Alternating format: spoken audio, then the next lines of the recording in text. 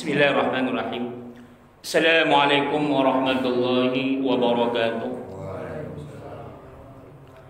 Alhamdulillahirabbil alamin. Allahumma shalli ala sayyidina Muhammad.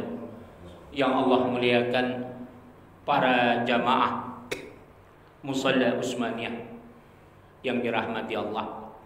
Insyaallah malam Jumat sekarang ini kita membuka kitab Tauhid ulama salaf Ahlus Sunnah wal Jamaah, yaitu kitab Tauhid Ahlus Sunnah wal Jamaah menurut pandangan ulama salaf karya Imam Al-Ghazali. Jadi ini bukan ulama salaf salafi atau wahabi, bukan. Jadi mudah-mudahan kita Ahlus Sunnah wal Jamaah bisa istiqomah menjalankan marja tauhid Imam Asy'ari atau Al-Asy'ariyah dan Imam Al-Maturidi atau Al-Maturidiyah. Karena memang Ahlus Sunnah wal Jamaah kiblat daripada tauhidnya, kiblat daripada marja untuk kita bisa bagaimana mendalami Quran dan Sunnah, mendalami Quran dan Sunnah, mengenal Allah dengan sifat-sifat Allah, dengan kekuasaan Allah dan keesaan Allah Subhanahu wa taala. Itu yang paling banyak teorinya adalah Imam Asy'ari dan Al-Maturidi atau Asy'ariyah dan Al-Maturidiyah. Meskipun para sahabat tabi'in dan imam mazhab dulu mereka tidak, artinya tidak membukukan tentang tauhid secara khusus, tapi langkah-langkah mereka, seluruh cara istinbatul ahkam mereka para sahabat tabi'in, maka dihimpunlah oleh Imam Asy'ari dan Imam Maturidi bagaimana kita untuk bisa membersihkan tauhid, mengenal Allah dan mengenal sifat-sifatnya. Sebagaimana fikih, sebagaimana tafsir, sebagaimana kitab hadis. Dulu zaman Rasulullah nggak ada. Maka dihimpunlah kitab-kitab mulai ulumul hadis itu di atas tahun 150 Hijriah, 200 Hijriah. Jadi semua kitab-kitab ilmu, baik tafsir, ilmu hadis, ilmu balaghah, semua ilmu keislaman, terutama ilmu fikih, apalagi ilmu tasawuf, itu semuanya adalah di atas tahun 100 Hijriah. Jadi bahkan Al-Quran sekalipun itu tidak ada zaman Rasulullah, mushaf yang kita pegang sekarang. Dulu zaman Rasulullah mushaf itu banyak versi, tapi tetap isinya sama. Jadi Imam Ali bin Abi Thalib mengumpulkan menurut versi beliau. Jadi surah-surah dulu belum tersusun, Pak. Begitu juga sahabat yang lain. Makanya ketika pada masa Utsman bin Affan, Quran itu semuanya disatukan jadi bentuk satu versi karena belum berbaris dan sebagainya. Jadi mudah-mudahan ilmu kalam, ilmu tauhid salaf karya Imam Al-Ghazali ini bisa mencerahkan kita, bisa membuat kita istiqomah terhadap akidah Ahlus Sunnah wal Jamaah. Mari sama-sama kita membacakan ulumul Quran. Lin Nabi Muhammadin sallallahu alaihi wasallam ya Rasulullah wa ala azwajihi wa alihi wa ahli al-bait ajma'in wal awliya was salihin wal anbiya wal mursalin wal malaikatil muqarrabin wa li abaina wa li ummahatina wa li jaddina wa li jaddatina li asyadidina wa li muallimina wa li masyayikhina wa li jami'il muslimina wal muslimat wal mu'minina wal mu'minat al ahya'i minhum wal amwat, khususan sahibul kitab Ilzamul Awam an Ilmil Kalam li Hujjatil Islam Abi Hamid Muhammad bin Muhammad Al-Ghazali rahimahullah wa nafa'ana bihi wal muslimina bi ulumihi wa bi ulumin jami'il ulama, amin ya Allah. Ya Allah, ya Tuhan kami, anugerahkanlah kami keberkahan di dalam majelis ilmu ini, di dalam majelis kitab Tauhid Imam Al-Ghazali, Tauhid Salaf ini ya Allah. Berikanlah kami keberkahan di dalam seluruh ilmu-ilmu yang kami kaji ya Allah. Jauhkanlah kami dari segala fitnah, malapetaka, bencana fitnah dunia maupun fitnah akhirat. Ya Allah ya Tuhan, jauhkanlah kami dari segala kemurkaan-Mu karena kebodohan dan ketidaktahuan kami. Jauhkanlah kami dari segala cobaan yang tidak sanggup kami memikulnya. Ya Allah ya Tuhan, anugerahkanlah nikmat kepada kami, anak dan keturunan kami menjadi imaman lil muttaqin, menjadi pemimpin bagi orang-orang yang bertakwa. Ya Allah ya Tuhan, berilah keberkahan kepada siapa saja yang telah pernah berbuat baik kepada kami, khususnya mereka ya Allah yang istiqamah, yang ikhlas, yang telah berkhidmat memperjuangkan dakwah kami ini ya Allah. Tinggikan derajat mereka fid dunya wal akhirah bi barakati al-Fatihah. A'udzu billahi minasyaitonir rajim. Bismillahirrahmanirrahim. Alhamdulillahi rabbil alamin. Ar-Rahmanir Rahim. Maliki yaumiddin. Iyyaka na'budu wa iyyaka nasta'in. Ihdinas siratal mustaqim. Siratal ladzina an'amta 'alaihim ghairil maghdubi 'alaihim waladdallin. Amin. Alhamdulillah.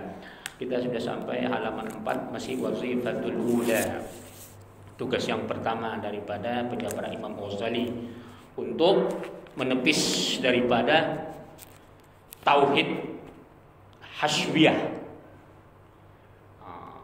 Jadi Imam Ghazali juga menyusun kitab yang tipis ini, tapi maknanya begitu tebal, begitu luas di akhir hayat beliau.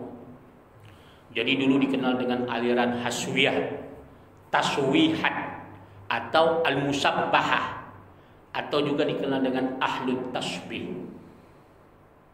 Jadi dulu ada aliran Pak, sebelum masa-masa Imam Ghazali dulu aliran ini. Jadi kalau sekarang supaya gampang Bapak memahaminya, itulah dia aliran Salafi Wahabi tentang tauhid. Jadi Allah punya tangan, katanya memang Allah punya tangan. Tangan, betul tangan. Walaupun nanti kalau ditanya, apakah tangan Allah seperti manusia? Enggak. Seperti makhluk tidak, tapi punya tangan. Nah, ini tauhid yang berbahaya. Makanya Imam Ghazali memberikan sebuah kaidah, ada 7 kaidah dari awal, yaitu takdis. Pertama, takdis dalam tauhid. Apa takdis? Kita wajib mensucikan sifat Allah. Jangan sampai kita menerjemahkan ayat Al-Quran tentang sifat Allah sama kayak makhluk bahasanya, meskipun ketika ditanya tidak seperti makhluk. Yadullahu fawqa aydihim, tangan Allah di atas tangan-tangan mereka. Jadi tangan itu nggak boleh. Makanya Ahlussunnah mengatakan itu apa? Kekuasaan Allah di atas seluruh kekuasaan manusia. Banyak lagi ayat-ayat yang dia bahasanya seperti bahasa umum, seperti bahasa tekstual, itu seperti bahasa makhluk. Seperti dalam Al-Quran disebut, yanzilullahu ta'ala fi kulli lailatin ila sama'id dunya, dalam hadis ini. Bahwasanya Allah turun setiap malam itu ke langit dunia. Apakah turunnya seperti turunnya manusia? Nah, itu udah kita bahas yang lalu ya. Jadi kaidah Imam Ghazali yang 7 itu pertama takdis, yang kedua tasdik. Tasdik itu apa? Kita harus yakin seluruh firman-firman Allah, kita harus sidqun, percaya tanpa perlu pembuktian, meskipun nanti bisa dibuktikan. Jadi tidak ada agama yang paling tinggi logiknya, yang paling tinggi argumentasinya agama Islam. Tapi harus ada tasdik. Jangan sampai ada keraguan dengan Allah. Iya kan? Nggak boleh ada keraguan. Karena kalau ragu kita dengan Allah, maka tertolak amal ibadah kita. Kemudian yang ketiga apa? Al-i'tirafu bil ajzi. Kita harus punya pengakuan ketidakberdayaan. Kita makhluk, hamba Allah, kita harus al-i'tirafu bil ajzi. Kita nggak mampu menelusuri hakikat zat Allah yang sesungguhnya. Sebagaimana Nabi Musa, ya Allah, aku kepingin melihat Engkau ya Tuhan.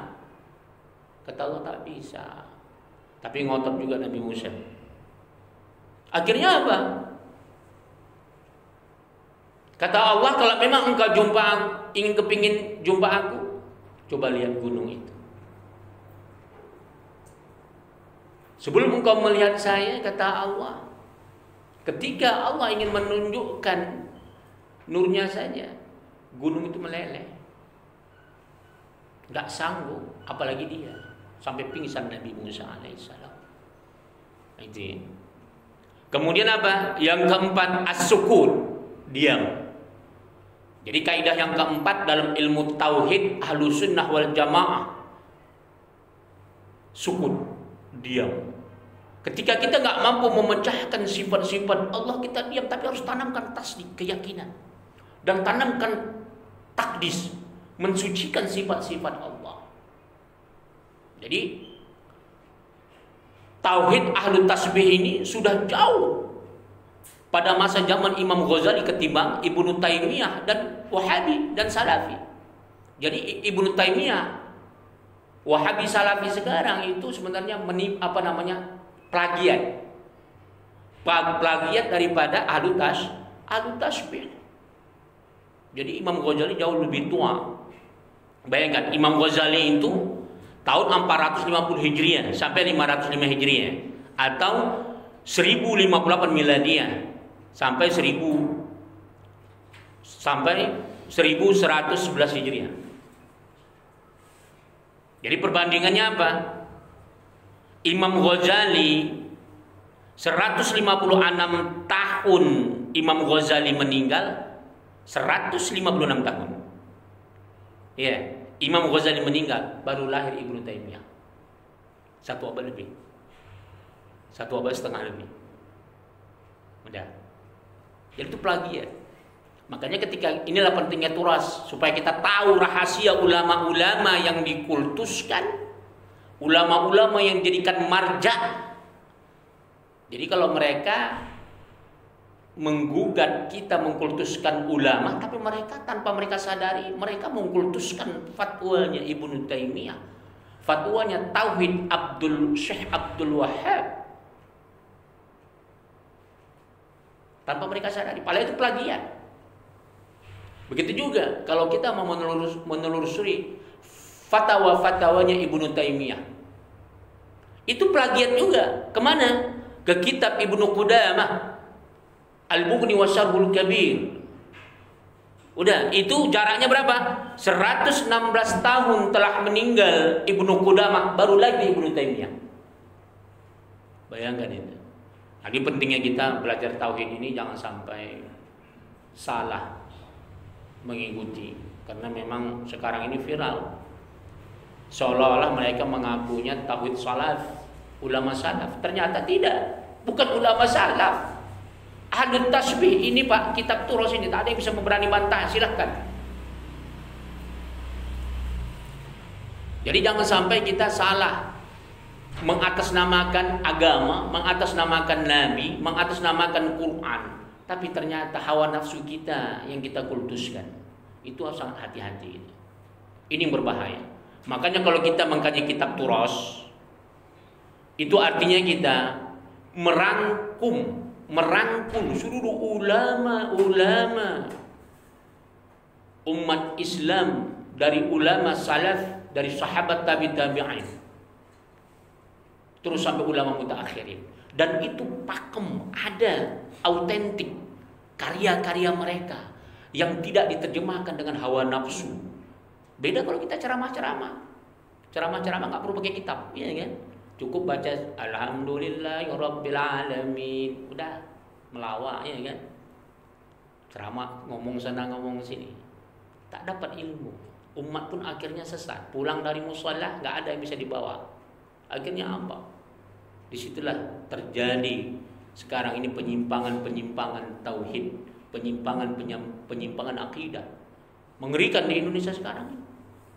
Sangat mengerikan. Agama dicampur dengan khurafat, agama dicampur dengan klinik, agama dicampur dengan pendapat-pendapat yang tidak bisa dipertahankan, tidak bisa dibuktikan dengan dalil-dalil yang kuat. Ini mengerikan sekarang. Apalagi di medsos kita lihat sekarang. Makanya kita harus kembali kepada turas supaya kita tahu rahasia-rahasia ulama kita dahulu. Kemana kita harus berpijak tentang kebenaran, tentang menafsirkan Quran dan Sunnah. Jadi sepakat ya. Sepakat Ahlus Sunnah wal Jamaah 4 mazhab. Istimdadul ahkam. Sumber hukum Islam itu apa? Yang sepakat ya. Sepakat 4 mazhab yang nggak bisa dibantahkan lagi. Quran, Sunnah, Ijma' dan Qiyas. Baru nanti ada aqwalus sahabat, pendapat sahabat. Ada nanti ahlul fatwa, fatwanya daripada ahlul Madinah. Ada nanti istishab.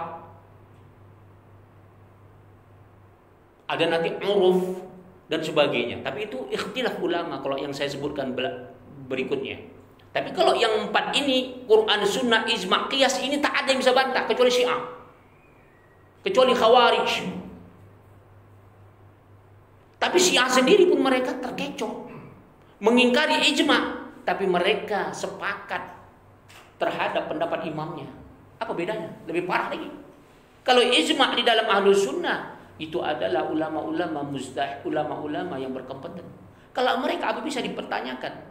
Apa bisa dipertanggungjawabkan imam-imam mereka yang belum bisa diuji bagaimana kualitasnya, kualitas mereka? Bapak silakan googling. Bagaimana cara ulama-ulama Syiah mengeluarkan fatwa? Itu jauh dengan Ahlus Sunnah. Kenapa? Mereka keluarin fatwa itu langsung hukumnya mubah, halal, haram. Itu tidak ada kriteria bagaimana sumbernya dari pendapat-pendapat para sahabat dulu, bagaimana Al-Quran dan Sunnah, baru mereka tarjih mana yang tidak ada, bahkan tanpa dalil. Tapi ya gitu, mereka kalau sudah fanatik terhadap imamnya, apapun kata imamnya oke. Tapi dalam Ahlus Sunnah tidak bisa seperti itu, harus bisa dibuktikan mana dalilnya secara nakli. Apa nakli? Quran dan Sunnah. Baru akal, dalil akal. Apa dalil akal? Dalil logik. Diterima akal enggak? Jangan sampai bertentangan dengan akal. Sebaliknya juga, tidak semuanya harus sesuai dengan akal. Apalagi kita mengkaji tentang tauhid. Kemudian apa? Al-imsak. Kaidah yang kelima, yaitu kita harus berpegang teguh. Jadi kalau sudah Allahu Ahad, Allah itu esa, maka kita harus mengesahkan Allah. Iyyaka na'budu wa iyyaka nasta'in. Hanya kepadamu lah ya Allah kami menyembah, dan hanya kepadamu lah kami ya Allah meminta pertolongan. Nah, tapi nyatanya kan bingung Pak ya. Akhirnya kita sekarang ini bingung. Kalau sudah dicoba dengan penyakit, dengan rezeki, berapa banyak orang yang gak sabar dengan bisnis. Dan itu kan dari bisnis yang paling kecil Pak. Teman-teman saya Pak, yang dia sudah bisnis kelas menengah atas, kita katakanlah sekelas perusahaan, itu tetap mereka meminta kepada dukun Pak. Gak usahkan untuk kelas menengah, kelas yang sangat tinggi, yang kita katakanlah yang udah kalibernya. Kalau untuk budaya Indonesia masih menggunakan dukun.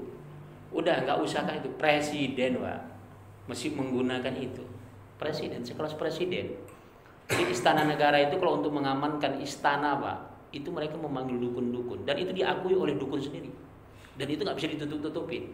Viral sudah di media online, di media di medsos, di media nggak bisa ditutup-tutupin. Itulah kelemahan kita. Kenapa? Karena memang generasi kita dahulu, terutama orang-orang yang dia di luar agama, generasi-generasi yang mewarisi daripada pejabat-pejabat kita ini, latar belakangnya memang lemah agama, lemah siraman-siraman rohani. Lahirlah kita dari jenderal sampai ke kopral, tidak, dasarnya tidak agama. Bayangkan di Indonesia, sedangkan dasar pesantren saja masih banyak ikhtilat dengan perkara-perkara mistik. Bayangkan ini, orang yang lahir di pesantren saja di Indonesia ini Pak, hampir rata-rata terjebak dengan mistik. Apatah lagi orang-orang yang gak sekolah agama. Inilah yang mengerikan. Bagaimana kalau kita bisa membersihkan tauhid kita kalau kita tidak mengikuti ta'lim, Makanya dakwah kita ini kalau hanya mengandalkan majelis ilmu seperti ini, Pak, berapa orang lah? Paling-paling 5-7 orang yang mendengar. Apakah bisa 7 orang ini mewariskan untuk anak cucunya? Kita 270 juta lebih kurang penduduk Indonesia. Ya mudah-mudahan banyak yang mendakwakan seperti ini. Tapi kan susah. Makanya ladang dakwah kita itu kadang-kadang kita coba dengan taklim seperti ini. Kita coba melalui medsos, kita coba melalui internet dan sebagainya supaya sampai. Tapi itulah memang mujahadah, kesungguhan kita untuk membersihkan tauhid ini.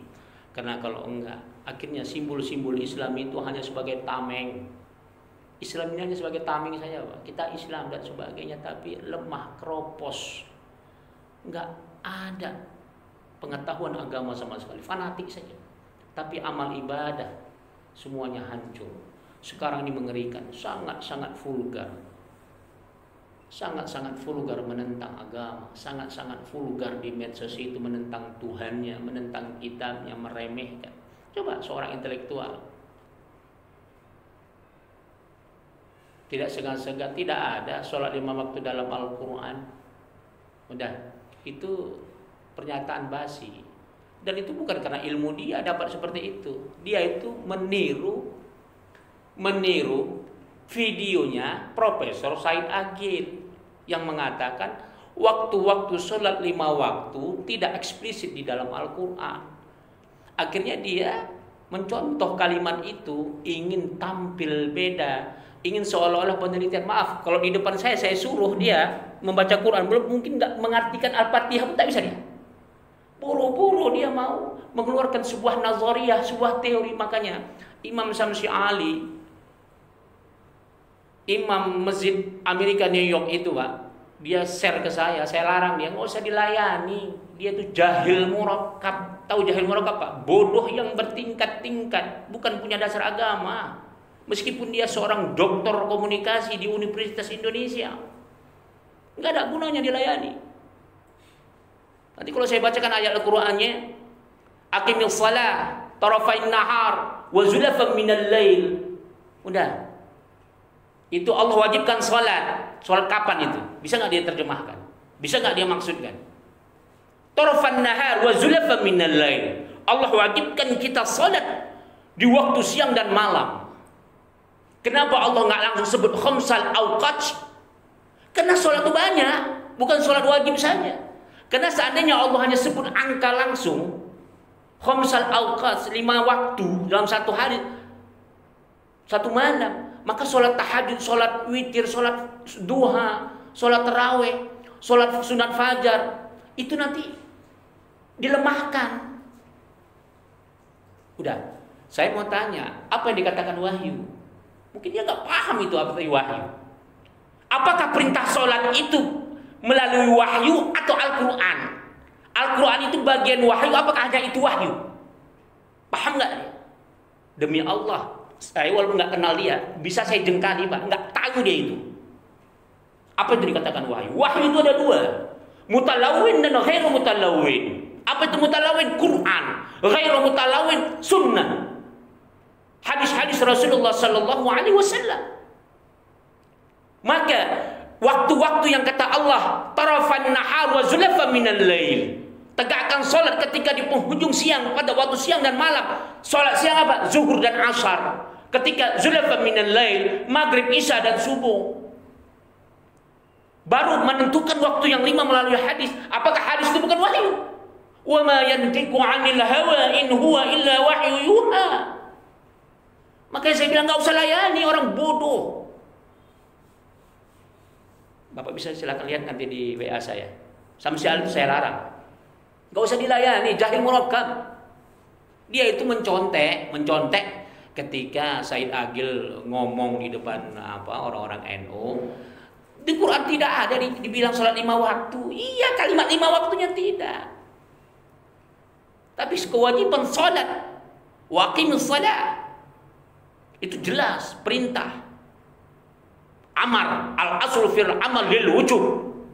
Tambah lagi nggak wajib mengerjakan syariat. Udah, makanya melantur semua, ya kan? Nggak wajib katanya melaksanakan syariat Islam katanya. Melantur semua. Kenapa? Dari kecil, maaf. Takut saya mandi wajibnya pun tak betul. Sholatnya pun nggak benar. Sedangkan orang bergelar profesor saja yang dia spesialis agama belum tentu faqih. Bisa dia mengeluarkan istinbatul ahkam, apalagi ini.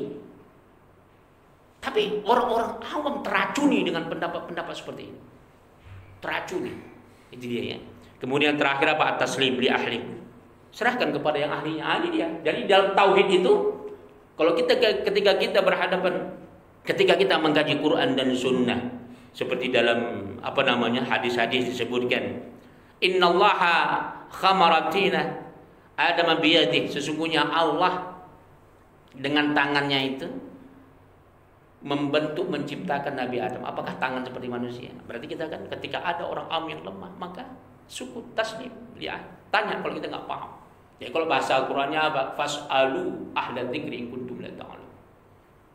Tanya kamu kepada ahlu dzikir. Siapa mereka? Para ulama. Jadi ini tidak, dia membantah syariat Allah, nggak ngerti, bertanya nggak mau. Itu dia. Jadi terlalu tinggi mengkoreksi Quran. Nggak usah koreksi Quran dulu. Tahu saya di Iqra aja pun dikoreksi belum tentu. Belum ini dia baca Iqra saja belum tentu dia, ya kan? Udah, kalau dia bisa baca Quran, mesti kita koreksi lagi tajwidnya. Itu baru tingkat tajwid, Pak. Kelas 1 ibtida'i, kelas 1 SD itu. Mungkin tajwidnya berselema ini. Iya kan? Belum lagi nanti suruh baca kitab ini yang tak berbaris. Aduh, mencret lah. Makanya alangkah ruginya kalau dilayani orang kayak gitu, meskipun memang orang-orang awam banyak jadi ini kan terpengaruh. Oke, itu dia ya. Bismillahirrahmanirrahim. Itu baru muqaddimah itu, Pak. Kita belum kaji kitab sekarang. Wa yang bagi ayya'lama anna surata ismu mustaraq qad yutlaq wa yuradu bi al-hayatul hasilah. Maka harus diketahui bahwasanya anna surata, gambar, kalimat as-surah. Jadi seperti dalam hadis kan ada Allah itu menciptakan Nabi Adam seperti bentuk dia, seperti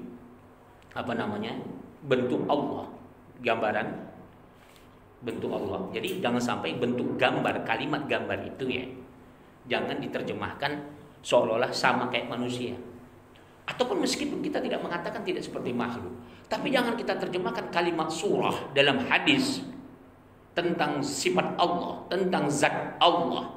Jangan sampai kita menganggap Allah itu berbentuk. Ini nggak boleh. Jadi an-surata, jadi kalimat gambar itu ismun mustarak. Itu memang nama sebutan yang sudah umum yang dikenal orang.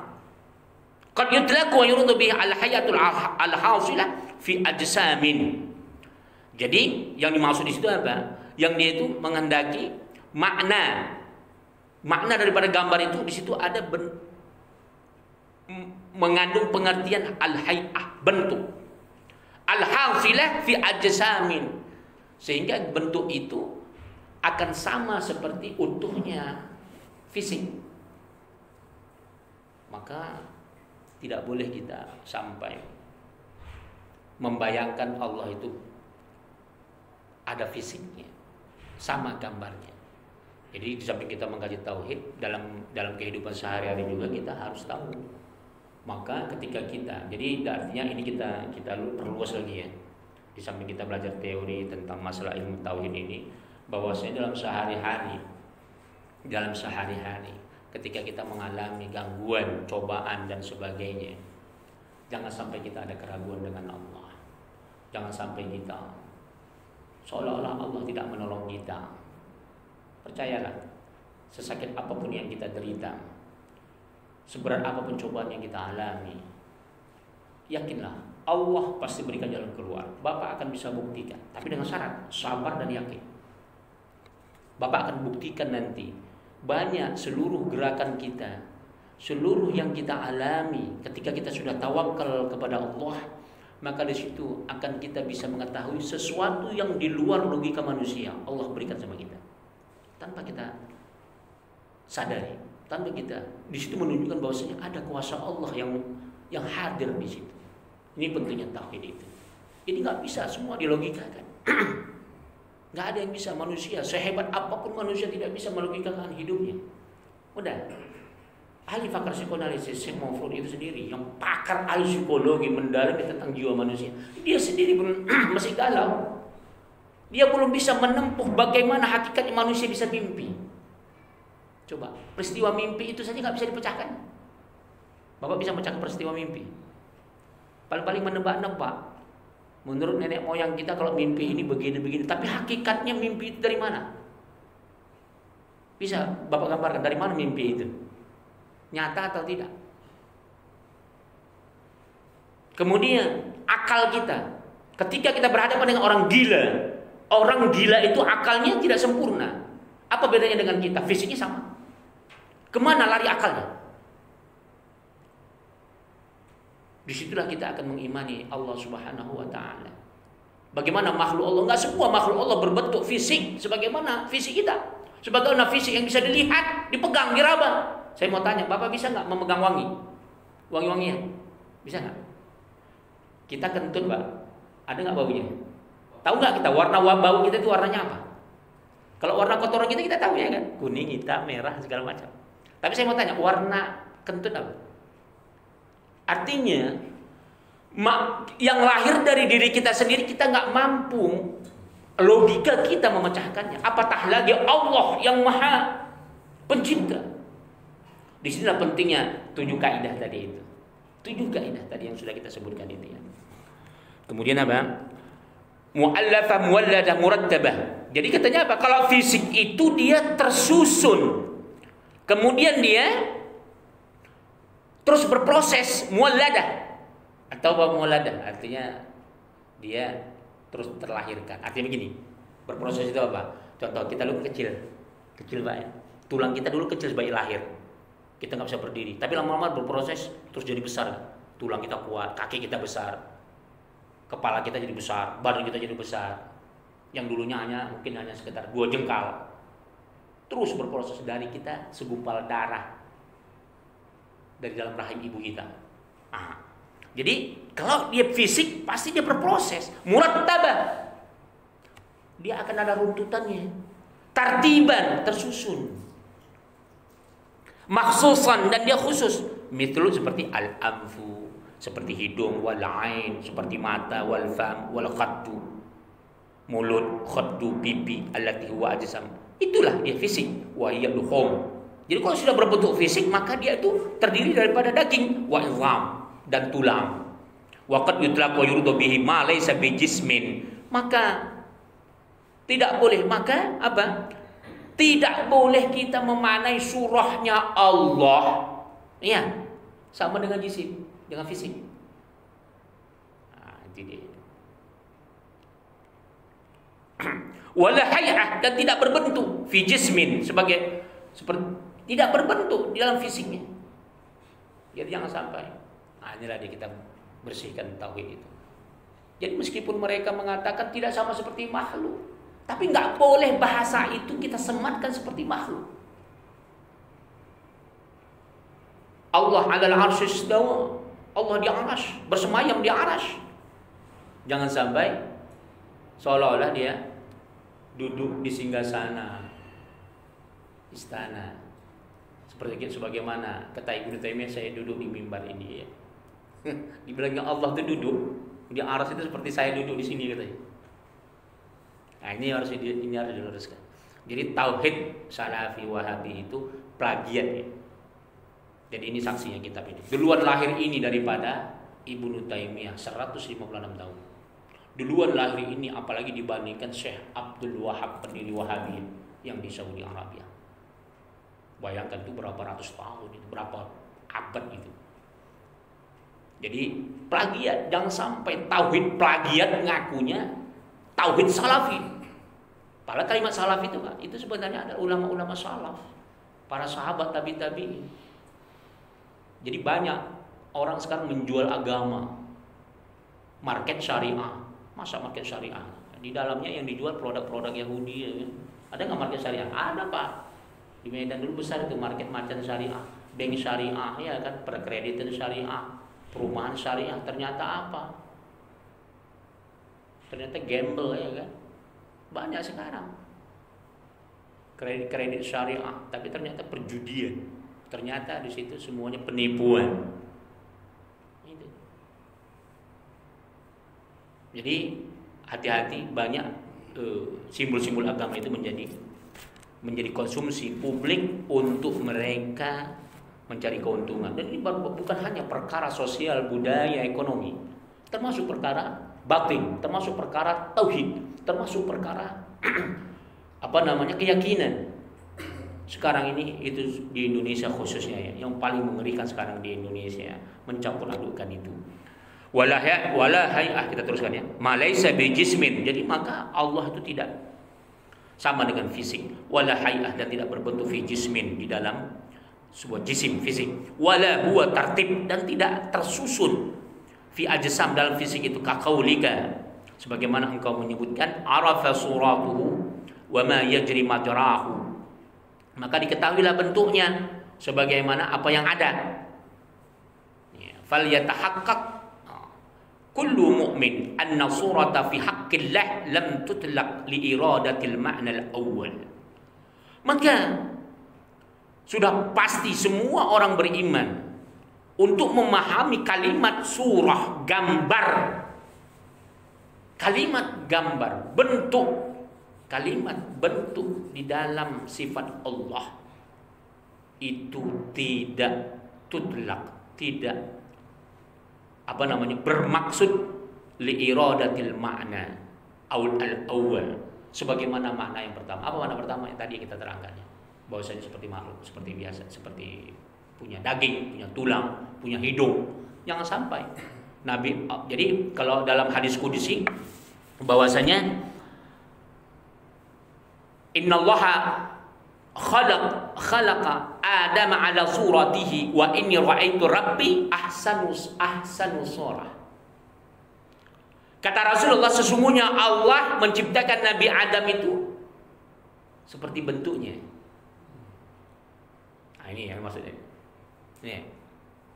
Sesungguhnya aku melihat Allah, kata Rasulullah, ahsanu surah, sebagus-bagus surah. Nah, ini bahaya ini. Ini bahaya kalau sempat ini diterjemahkan tauhid Wahabi, wah hancur kita. Iya, seperti manusia berarti. Walaupun tidak seperti makhluk katanya. Ditanya apakah seperti itu? Tidak, tapi memang dia berbentuk. Kalau dia sudah dikatakan hayat itu arti bentuk. Sama kayak surah, gambar. Cuman gambar itu kan lukisan itu saja. Kalau itu lain lagi. Jadi surah yang maksudnya adalah rupa. Jadi kalau manusia disebut surah Adam, artinya rupa Nabi Adam. Rupa. Maka tidak boleh kita samakan dengan apapun makhluk, apapun. Jadi kalimat tidak menyamakan dengan makhluk itu bukan mesti bendanya, kalimatnya pun tidak boleh.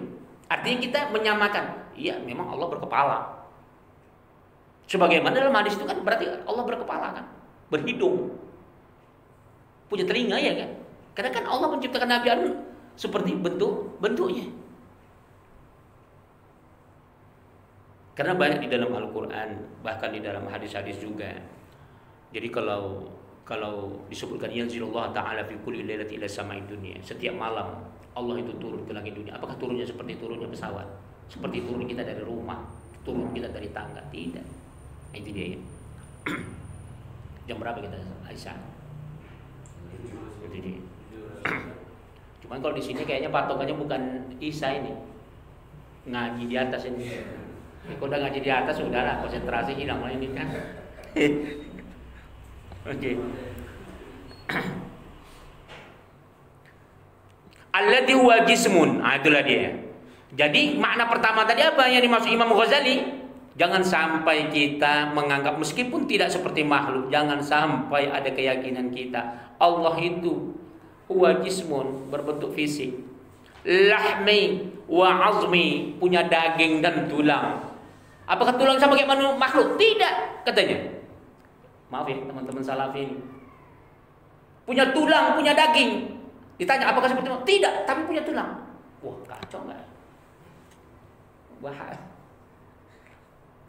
Ini sangat berbahaya akidah seperti. Makanya kata Imam Ghazali yang di atas yang lalu, satu bulan yang lalu kita terangkan, orang yang sudah menyamakan dengan sifat seperti makhluk meskipun tidak sama dengan makhluk, tapi sama, maka dia sudah keluar akidahnya, ya.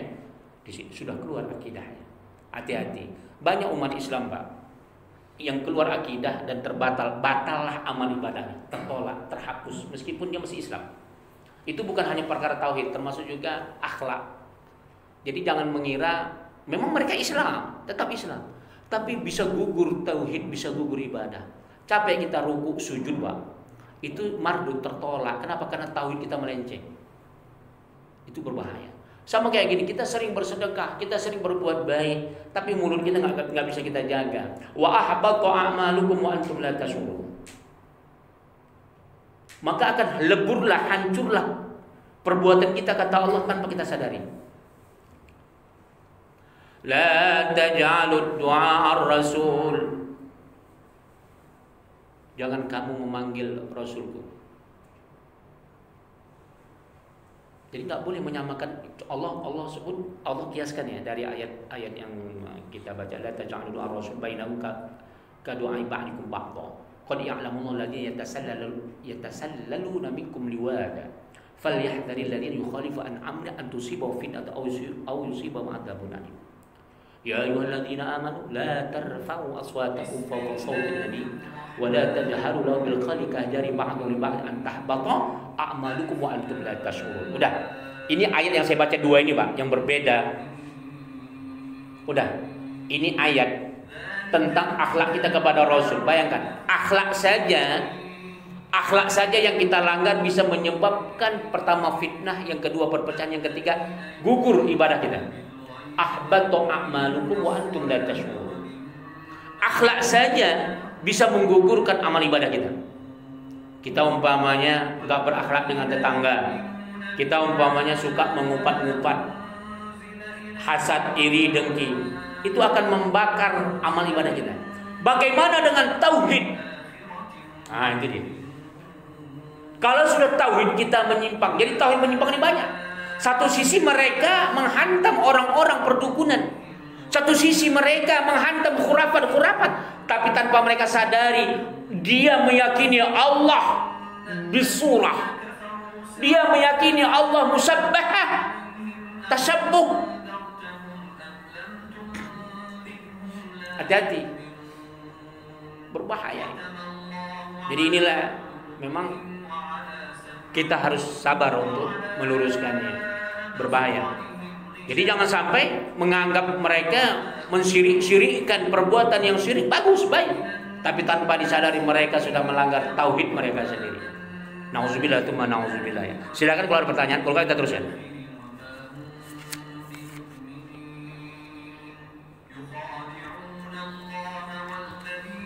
Jadi wa jismun lahmi wa azmi. Jadi surah tadi itu dia pasti ada fisiknya, ada dagingnya, ada tulangnya, murakkabun yang tersusun min amfin. Tersusun daripada hidung, wa famin, wa khaddin, ada mulutnya, ada pipinya. Ya, karena kata Rasulullah kan, innallaha khalaqa Adam ala surati. Sesungguhnya Nabi Adam Allah ciptakan seperti bentuknya. Nah, jadi jangan sampai begitu ya. Jangan sampai kita terjemahkan tekstual. Nah, jadi fa inna jami'a dzalika ajsam, itu semuanya adalah fisik, ya. Itu semua adalah fisik. Fi ajsamin. Jadi wahayat fi ajsamin, dan bentuk-bentuk di dalam fisik. Khaliqul ajsam, yang menciptakan fisik. Wal hayat kullaha munazzih, dan bentuk-bentuknya semuanya maha suci Allah. Itu terhindar Allah an musyabahatihima wa sifatihima. Jadi enggak bisa Allah ditasabuhkan, disamakan meskipun bahasanya. Enggak usahkan Allah. Tadi ayat yang saya baca tentang menyebut Rasul, jangan kau sebut Rasulullah sama dengan menyebut dengan temanmu. Sesama manusia saja, Rasulullah itu manusia. Itu saja Allah larang kita menyamakan menyebut Rasulullah dengan teman kita. Contoh, Rasulullah masih hidup, pamannya masih hidup, Hamzah. Pamannya meskipun itu adalah kemanakannya, dia tidak berani mengatakan ya Muhammad. Enggak boleh. Bayangkan ini. Rasulullah saja tak boleh kita sebut seperti kita menyebut manusia. Bagaimana Allah kita sebut seperti makhluk, walaupun tidak sama dengan makhluk. Itu dia ya. Jadi nggak susah kalau kita mau debat, cuman nggak tahu ya. Kalau mereka kadang-kadang sampai detik ini, asal saya membantah kayak manapun bahasa yang begitu agak nggak enak didengar, nggak pernah mereka minta saya debat. Padahal kita minta silahkan kalau mau debat, ayo. Saya udah berapa tahun dari sebelum heboh-hebohnya YouTube di Indonesia, Pak, masih baru-baru, maksudnya di Indonesia baru-baru viral masalah-masalah YouTube itu. Kita udah minta debat dengan mereka-mereka yang tauhidnya tasabuh itu. Kita langsung sebut orang-orangnya, kita ayo silahkan kalau kita memang mau dialog, itulah dia. Tapi ternyata nggak tahu sampai detik ini. Cuman nggak tahu kemarin si Ustadz Ar-Razi itu yang orang Padang itu, yang di UIN itu, diajak tanding debat di Padang. Tahu-tahu polisi melarang kemarin kan, peristiwa beberapa hari yang lalu, si Ar-Razi itu ditantang mereka. Mungkin karena mereka tahu Ar-Razi ini mungkin pegangan ilmunya mungkin mereka bisa remehkan. Nah, jadi mereka berani nantangnya ya. Mereka tantang di Padang sana, tahu-tahu polisi yang melarangnya. Ya kalau berani di sini kita, gitu. Jadi silakan. Dari segi fikihnya campur aduk, saya bilang sama mereka, Anda fikih campur aduk, terus terang. Nggak terima, ayo silakan, nggak apa-apa. Kita buktikan. Mereka saya ajarkan. Kita ngajarkan di sini, kita mereka juga. Itu Al-Kabair itu kita ajarkan. Ada mereka menentang Sayyidina. Kita tunjukkan di kitab yang mereka baca pakai Sayyidina. Coba, subhanallah. Jadi itulah dia. Jadi ini berbahaya. Kenapa? Uang mereka banyak, Pak. Jadi sehingga sekarang medsos mereka kuasai. Mereka itu sekarang transfernya mengerikan, besar luas, tapi dengan cara pribadi-pribadi. Sehingga sekarang di Indonesia itu menguasai mayoritas itu di medsos. Dan inilah yang bisa merusak generasi kita yang akan datang. Nauzubillah, nauzubillah. Oke, silakan ada pertanyaan.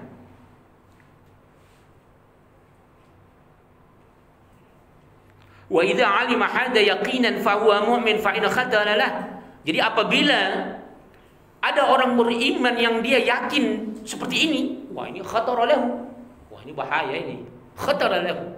Ini akan bisa menyimpangkan akidahnya. Annahu in lam yuradu hadzal ma'na. Jika ini maknanya tidak ditakwil. Apabila makna ini sama sebagaimana dia memahami tekstualnya, ini nggak boleh. Faman ladzi arada fayambaghi ayya'lam anna dzalika lam yu'maru bih. Maka harus mereka memaknai kalimat-kalimat seperti kalimat tekstualnya seperti makhluk. Tidak boleh kita samakan itu seperti makhluk. Jadi kalau Rasulullah mengatakan wa inna qalbal mu'min baina asbi'ain min asabi'ir rahman. Hati orang beriman, kata Rasulullah, itu di antara jari-jarinya Allah yang Maha Pengasih. Jangan sampai kasih sayang Allah kita sematkan seperti jari-jari manusia. Tapi adalah dekatnya. Kan kalau udah jari-jari kita kan nggak bisa jauh ini, Pak. Bisa nggak jauh jari-jari ini? Saya mau tanya Bapak, bisa nggak RT 11 sama RT 10 jari satu, jari kedua? Nggak bisa. Artinya kasih sayang Allah itu sangat dekat sama kita. Disebut Bismillahirrahmanirrahim, dengan menyebut nama Allah yang Maha Pengasih lagi Maha Penyayang. Orang tidak menyembah Allah tetap murah rezekinya. Makanya Ar-Rahman itu, Pak, itu asalnya bukan bahasa Arab, itu bahasa Hebrew. Ar-Rahim itu baru bahasa Arab. Jadi Ar-Rahman, Allah kasih sayang sama siapa saja, meskipun orang Yahudi, orang Majusi. Tapi Ar-Rahim untuk orang beriman. Hanya untuk orang beriman. Meskipun engkau miskin, kata Allah, meskipun engkau penyakitan, tapi engkau salat, aku lebih cinta engkau ketimbang tetanggamu kaya, duitnya banyak, nggak pernah salat, nggak pernah duduk di majelis taklim. Iya. Apa man kana mu'minan kaman kana fasikan la yastawu. Kata Allah, apakah sama hambaku yang beriman dengan tidak? Tak sama, kata Tuhan. Ya, itu dia. Allah sendiri bilang tak sama. Jangan kau kira ada hambaku dia mengakunya beriman, tapi dia dicoba nggak tahan, sholat nggak mau, duduk di majelis ilmu gengsi, malu, tapi duduk di clubbing, duduk dia bergadang di tengah malam nengok TV, main handset, main HP dan sebagainya, tahan. Afaman kana mu'minan kaman kana fasiqan la yastawi, tak sama kata Allah. Meskipun sama hidung kalian, sama bentuknya, meskipun dia lebih kaya, tak sama. Martabat engkau yang bertakwa kepadaku kata Allah jauh lebih mulia. Udah sampai aja. 1 menit lagi, sedikit lagi ya.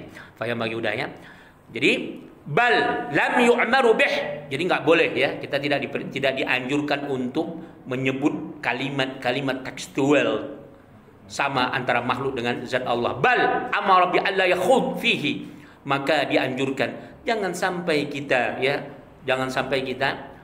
la yakhud, jangan kita masuk fihi fa innahu laisa ala qadrin taqatihi. Kalau kita nggak mampu, udah tadi itu kaidahnya, sukut dia. Kalau kita nggak mampu, bagaimana menggambarkan zat-zat Allah dalam Al-Quran? Bertanyalah kepada yang ahlinya. Itu dia ya.